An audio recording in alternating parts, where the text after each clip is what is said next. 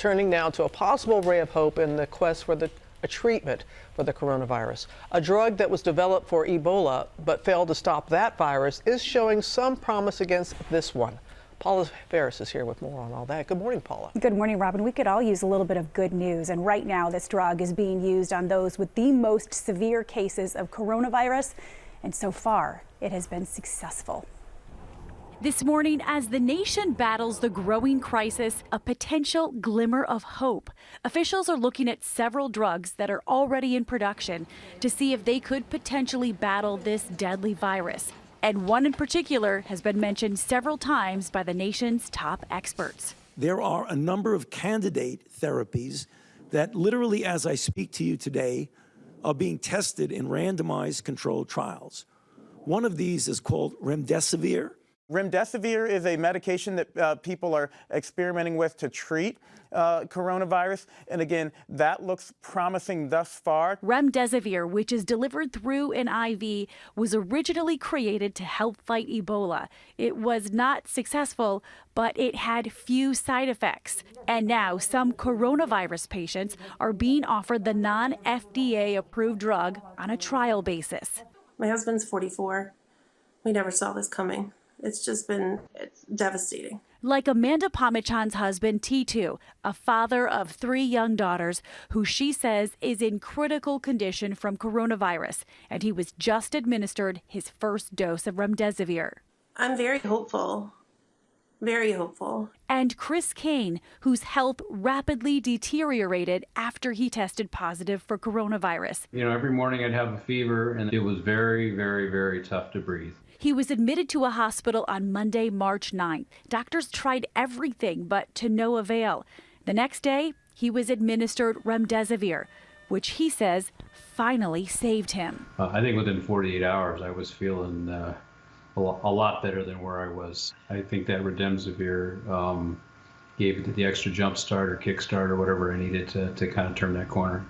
So good to hear, right? Chris was given a 5-day course of remdesivir, which is administered through an IV. Doctors expect him to make a full recovery. Now, as we've been reporting this morning, we're still about 12 to 18 months away from a vaccine. But because this particular drug has been so successful, our medical unit says it can be fast-tracked for FDA approval, Robin, and then administered for emergency use. You're talking about a ray of hope. I think we may have it, Robin. Extremely promising. Thank you so much, Paula. Let's go back to Dr. Jen Ashton in our call center with more. So, Jen, tell us more about this drug. Well, Robin, what's appealing about this drug and many others that are being studied right now is that we already have safety data on it, we have dosing data, and it's available. So those are 3 really important criteria. But to be clear, this drug has gotten a lot of attention. We still don't have conclusive data. We have anecdotal case reports, which are important, but we need obviously a lot more patients. But there are dozens of other antiviral medications that are also being tested. And these are right now being largely given to the patients who are in most critical condition. So, Jen, how long would a fast-track approval by the FDA take, and how will doctors decide who gets to use it? Well, the latter question, George, is the most critical patients that are not recovering with supportive measures. And in terms of timeline, with this emergency use authorization or compassionate use, these drugs can be given off-label many, many times. So again, we're going to be watching these clinical trials closely. And they're in the first stage of clinical trials, Doc, but talk us through the process and how long will it take it to make them available if these trials are successful? Well, remember, there are clinical trials for these drugs which are already out and available. That is key, especially if we start to see more patients becoming critically ill with coronavirus.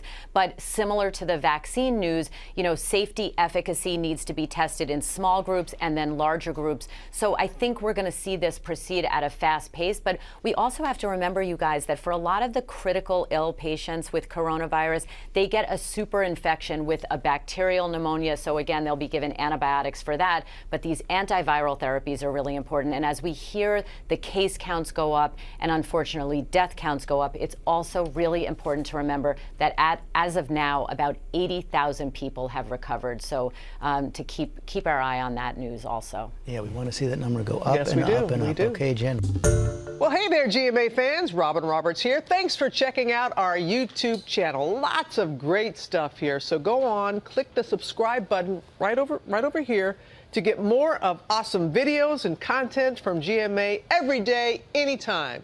We thank you for watching, and we'll see you in the morning on GMA.